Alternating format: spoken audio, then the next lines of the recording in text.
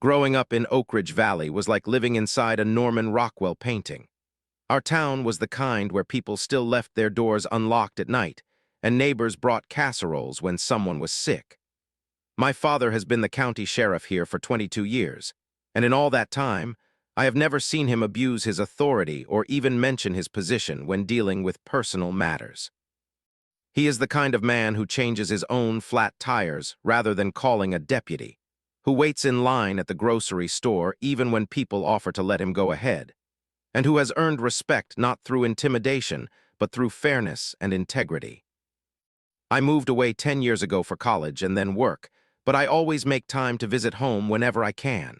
There is something comforting about returning to the place where everyone knows your name and remembers you as Sheriff Miller's kid. My father lives in Evergreen Estates, one of the newer developments on the edge of town.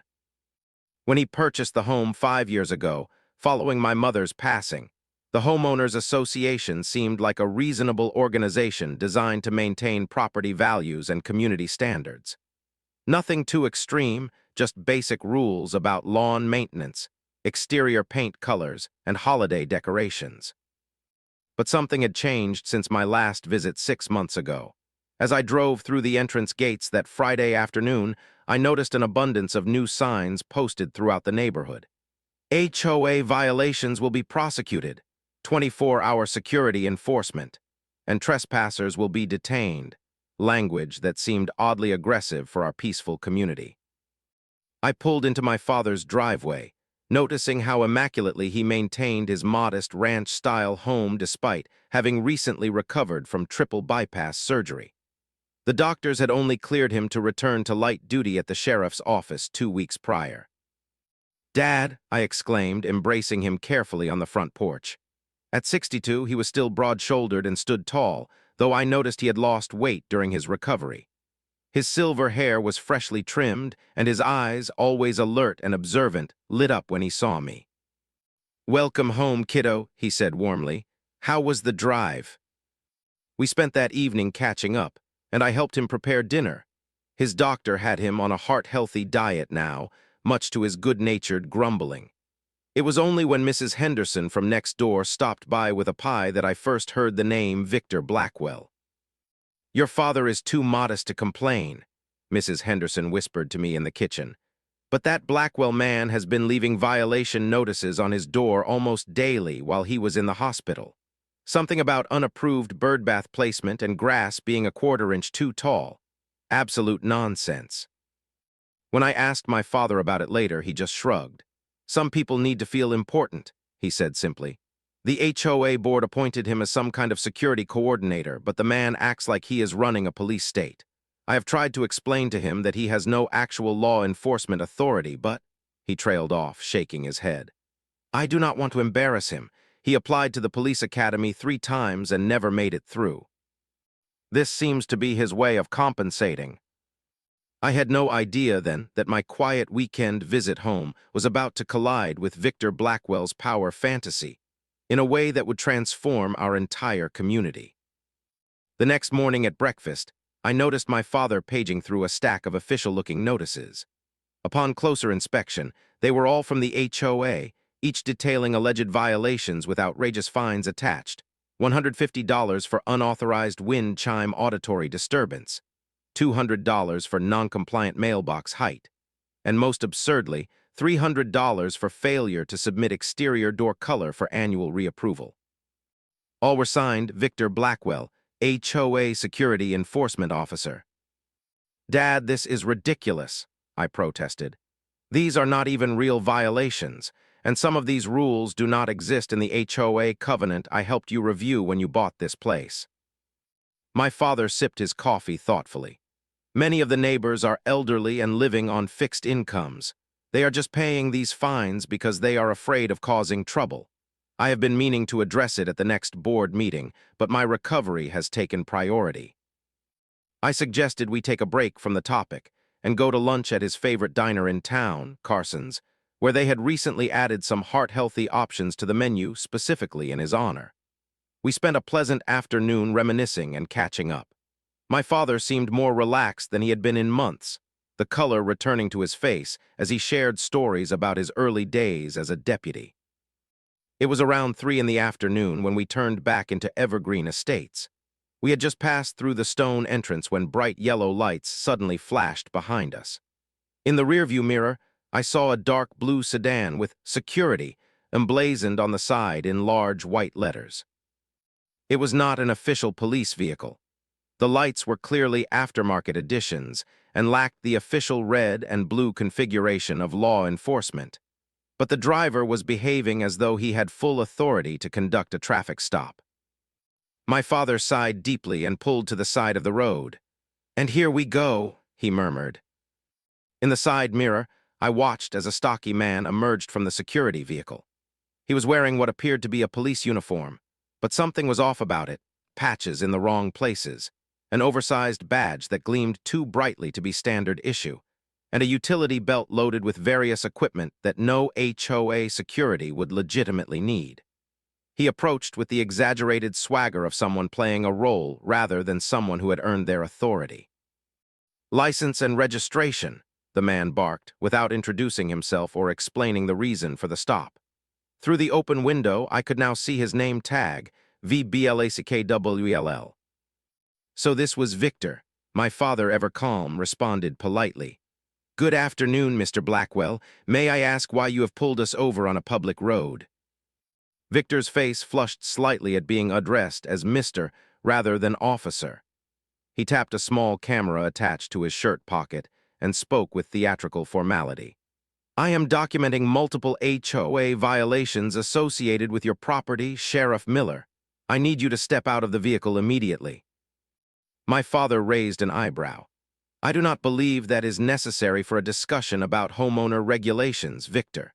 If there are concerns about my property, we can schedule a proper meeting with the HOA board." Victor's demeanor changed instantly.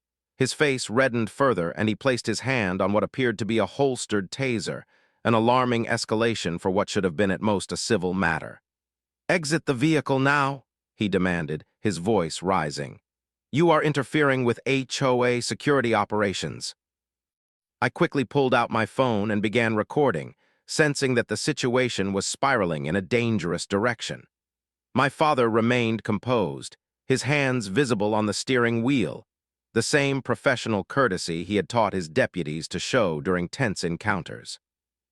"Victor," my father said evenly, "you do not have the legal authority to order citizens out of their vehicles.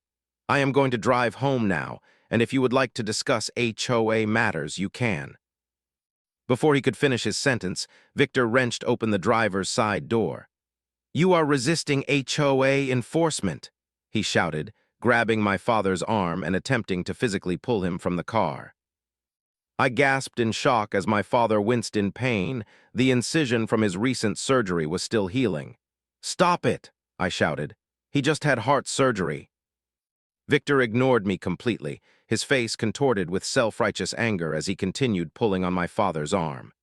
"Your property has 7 active violations," he ranted.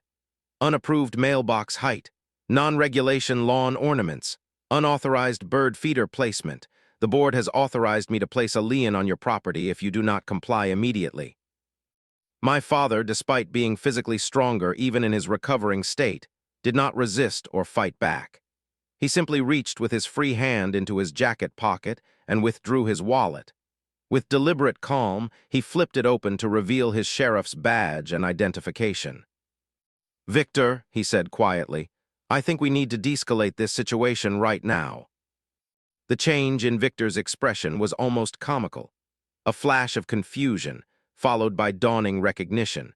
And finally, the blood draining from his face as he realized exactly who he had just physically assaulted while impersonating a law enforcement officer. His hand dropped away from my father's arm as though it had suddenly caught fire. I was just enforcing the HOA regulations," Victor stammered, taking a step back. "The board authorized me to—" "To impersonate a police officer," I interjected, still recording. "To assault residents, to extort money through fake fines." Victor's eyes darted between my phone camera and my father's calm, steady gaze. "This is a misunderstanding," he said quickly. I never claimed to be police. I am HOA security. It says so right on my. The wail of actual police sirens cut him off mid-sentence. Two cruisers were approaching rapidly, their official lights painting the scene in authentic red and blue. Apparently, a neighbor had witnessed Victor's aggressive behavior and called 911. As the real deputies emerged from their vehicles, the contrast between their professional demeanor and Victor's costume shop approximation became painfully obvious. They approached with appropriate caution, taking in the scene with trained eyes. "Sheriff," one of them nodded respectfully to my father. "Everything okay here, sir?" My father, still seated in his car, nodded. "Deputy Ross, Deputy Jimenez, good response time." His voice was steady, but I could see that the encounter had shaken him more than he was letting on. "I believe we have a situation involving potential impersonation of a law enforcement officer and assault. Mr. Blackwell here seems to have some confusion about the scope of HOA authority." Victor's face had turned ashen. "I never claimed to be a real officer," he protested weakly. "The uniform is just to identify me as security, and I did not assault anyone. I was conducting an HOA enforcement action." By this point, several neighbors had emerged from their homes, watching from a distance. I could hear their murmurs, see them pointing at Victor's mock patrol car with its illegitimate light bar. Deputy Ross was examining Victor's belt, which I now saw included handcuffs and what appeared to be pepper spray alongside the taser. "Sir," Deputy Jimenez addressed Victor formally, "I need to see identification and any credentials you have authorizing you to perform security functions in this community." While Victor fumbled for his wallet, Mrs. Henderson approached me, speaking in a hushed tone. "That man has been terrorizing this neighborhood for months," she confided. 3 weeks ago, he detained the Johnson boy, 14 years old, for walking his dog without what he called a proper HOA-approved leash. Held him for almost an hour until his parents paid a $200 immediate compliance fee. And the Wilsons paid nearly $1,000 in fines for their holiday decorations being up 3 days, past some deadline he invented. Other neighbors began sharing similar stories. Elderly residents bullied into paying fines for non-existent violations, threats of property liens, and intimidation tactics that had created an atmosphere of fear throughout Evergreen Estates. All the while, Victor stood shifting uncomfortably as the deputies examined his identification and took statements. My father, who had finally stepped out of the car with my assistants, listened to these accounts with growing concern. I could see in his eyes not anger but disappointment, not just with Victor, but perhaps with himself for not recognizing sooner what had been happening in his own community while he was focused on his recovery. "We will need statements from everyone," my father said finally, addressing the gathered neighbors with the calm authority that had earned him their trust over decades. "But not here, not now. Deputy Ross will coordinate formal interviews. What is important right now is that everyone understands that Mr. Blackwell has no legal authority to issue fines, detain individuals, or threaten enforcement actions of any kind." Victor was not placed in handcuffs that afternoon, but he was escorted to his residence by Deputy Jimenez to retrieve any documents related to his HOA activities, while Deputy Ross remained with the gathered neighbors, taking preliminary statements. My father and I returned home, where he sat heavily in his favorite armchair, physically and emotionally drained by the confrontation. "Are you okay?" I asked, bringing him a glass of water and his heart medication.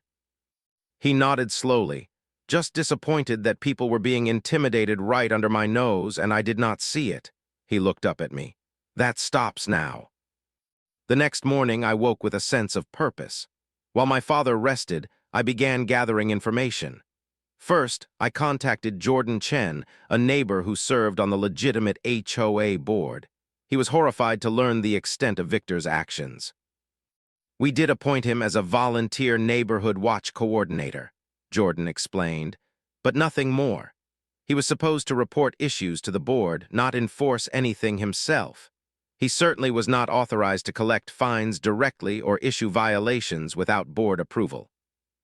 Armed with this information, I began methodically building a case. I created an online survey for residents to report their experiences with Victor, promising anonymity to those who feared retaliation. The responses were overwhelming. More than 40 households reported paying unauthorized fines ranging from $50 to $1,500 over the past 10 months. I visited elderly neighbors who shared frightening stories of intimidation. Mrs. Patterson, a 78-year-old widow, showed me a counterfeit violation notice threatening to place a lien on her home if she did not immediately pay $750 for persistent garden gnome violations. Decorations that had been in her garden for 20 years before the HOA even existed. With these residents' permission, I photographed falsified documents, recorded their testimonies, and collected receipts for payments made directly to Victor rather than to the official HOA account. I discovered that Victor had been depositing these funds into a personal account named Evergreen Security Enforcement, which had no official connection to the Homeowners Association. The pieces of the puzzle became clearer when I visited Victor's home with deputies Ross and Jimenez, who had obtained a search warrant based on the mounting evidence. What we found was disturbing: a makeshift office filled with surveillance equipment, files on virtually every homeowner in Evergreen Estates, and a collection of law enforcement paraphernalia ordered from various online retailers. Most concerning was a cabinet containing actual citation books stolen from the county sheriff's office, complete with forged signatures. The investigation took an even darker turn when Deputy Ross uncovered records indicating that Victor had been investigated for similar behavior in Arizona 3 years earlier, though charges had been dropped when he agreed to leave the state. He had a pattern of inserting himself into positions of petty authority, and then exploiting them for financial gain and psychological satisfaction. Throughout this process, my father maintained an appropriate distance from the investigation, recognizing the potential conflict of interest given that he was both the county sheriff and a victim. He focused instead on supporting the community, organizing an emergency town hall meeting where residents could freely share their experiences without fear of retribution. The evidence we gathered was substantial enough that the district attorney decided to pursue multiple criminal charges: impersonation of a peace officer, assault, fraud, extortion, and operating an illegal collection agency. When Victor realized the severity of the case against him, his bravado crumbled. Through his hastily hired attorney, he offered to plead guilty to reduced charges and make full restitution. The preliminary hearing was held 3 weeks after the incident. I sat beside my father in the courtroom, watching as Victor was led in wearing standard civilian clothes. Without his fake uniform and self-important swagger, he looked remarkably ordinary, just an average middle-aged man with thinning hair and nervous eyes. It was hard to reconcile this diminished figure with the intimidating presence who had terrorized an entire neighborhood. One by one, residents came forward to provide impact statements.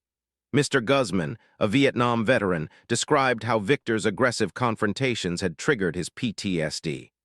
"I fought for this country," he said, his voice trembling slightly, "only to be terrorized in my own home by someone playing dress-up as authority." Mrs. Chen explained how she had paid over $2,000 in fabricated fines because she feared losing her home. "He told me that as an immigrant, I was under special scrutiny and needed to maintain perfect compliance," she testified, wiping away tears. "I believed him because he wore a uniform and drove a car with official-looking symbols." Perhaps most damning was the testimony from 16-year-old Tyler Johnson, who described being handcuffed to a bench in Victor's garage for violating curfew regulations, until his parents paid a $300 release fee. As Tyler spoke, several jury members visibly recoiled, and Victor sank lower in his seat. During the proceedings, 2 residents from a neighboring community came forward with similar stories about Victor's behavior before he moved to Evergreen Estates. The pattern was clear. He would integrate himself into a community, find or create a position with nominal authority, then gradually expand that authority through intimidation and deception until someone finally stood up to him. When it was my father's turn to testify, he did so with characteristic restraint. He did not emphasize his position as sheriff or attempt to elicit sympathy for the physical pain he had experienced during Victor's assault.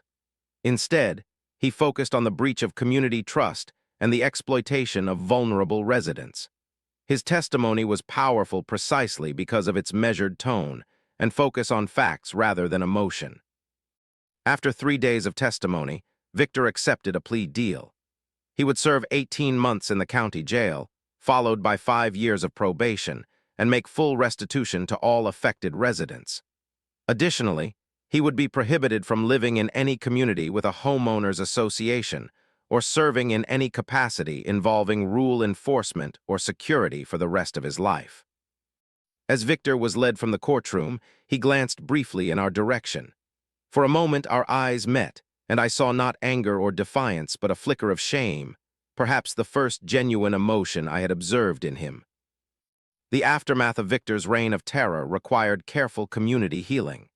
The legitimate HOA board called an emergency meeting where nearly every household was represented. People who had lived as neighbors for years, but barely spoken now, shared their experiences openly, many expressing shame that they had not spoken up sooner. "I thought I was the only one," became a common refrain. "I was too embarrassed to admit I had been intimidated." The board members, mortified by what had occurred under their watch, proposed a complete overhaul of HOA procedures. They established new bylaws requiring total transparency in enforcement actions, created an ethics committee comprised of rotating residents, and instituted a mandatory annual audit of all financial transactions. My father attended this meeting not as the sheriff, but as a resident and neighbor. When asked to speak, he declined to lecture or scold. Instead, he offered practical suggestions for rebuilding trust.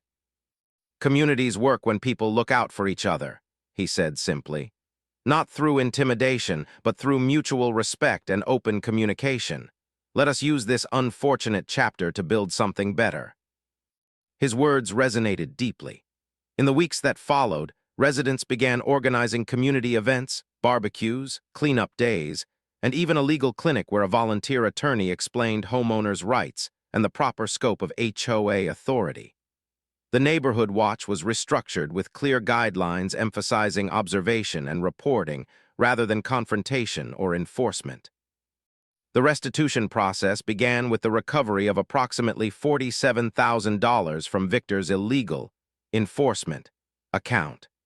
Every resident who had paid fraudulent fines received full repayment, with additional civil settlements for those who had experienced particularly egregious treatment.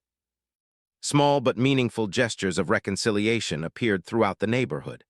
The Pattersons installed a new collection of garden gnomes, and neighbors added their own in solidarity. The Holiday Decoration Committee, once ruled by Victor's arbitrary deadlines, organized a spectacular year-round decorating calendar with themes voted on by all residents. The community bulletin board, previously plastered with Victor's threatening notices, now displayed children's artwork and announcements for social gatherings. 6 months after the incident, I returned to Evergreen Estates for another visit. The physical and emotional landscape had transformed. The aggressive signage had been replaced with welcoming messages and practical information. My father, fully recovered from his surgery, had returned to his full duties as sheriff, but with a renewed focus on community policing and outreach. One evening during my visit, we sat together on his porch swing, watching fireflies emerge in the summer twilight. For a long while, we simply enjoyed the peaceful sounds of the neighborhood, children playing, distant laughter, a lawn mower humming. "You know," my father said finally, "that day with Victor shook me more than I admitted at the time." I looked at him, surprised by this rare confession of vulnerability. "Because of the physical confrontation." He shook his head. "No, because it showed me how many people in this community felt they had nowhere to turn when faced with intimidation, that they could not come to law enforcement, come to me because they feared the consequences." He paused, watching a group of children ride their bikes freely down the street. "That was my greatest failure, not recognizing the fear that had taken root here." That recognition had led to meaningful change. My father had instituted new training for all deputies, emphasizing the importance of being accessible to vulnerable community members. The sheriff's department had created simplified processes for reporting intimidation and abuse of authority, with anonymous options for those still hesitant to come forward. Victor, meanwhile, was serving his sentence at the county jail, ironically under the authority of the very sheriff's department he had impersonated. Reports indicated he was participating in mandatory counseling to address his authority complex and power-seeking behavior. The judge had ordered that part of his community service would include educational sessions where he would speak to HOA boards about the legal limitations of their authority and the dangers of overreach. The legitimate HOA had transformed as well, shifting focus from enforcement to enhancement. Rather than policing minor infractions, they now concentrated on improving community amenities and facilitating neighbor-to-neighbor cooperation. The Security Committee had been replaced with a Community Welfare Committee that provided assistance to elderly residents and organized welcoming committees for newcomers. As twilight deepened into evening, I reflected on the difference between real authority and the desperate grasping for power that Victor had embodied. My father's quiet strength came not from his badge or his title, but from his commitment to service and his respect for the dignity of others. He had never needed to drag anyone from a car or threaten them with fictitious consequences because his authority was grounded in something genuine, the community's trust. The following morning, as I prepared to return to my own home in the city, I noticed workers installing new signs at the entrance to Evergreen Estates. The old "violations will be prosecuted" warnings were gone, replaced by a simple message: "Welcome to our community where neighbors look out for each other." That, I realized, was the true victory over Victor Blackwell's brief reign of intimidation, not his punishment, but the community's transformation. My father had taught me many lessons growing up, but perhaps the most important was this: real justice is not about revenge or dominance, but about restoring balance and rebuilding trust. In that sense, the community had not merely survived Victor's abuse of power. It had emerged stronger, more compassionate, and more united than before.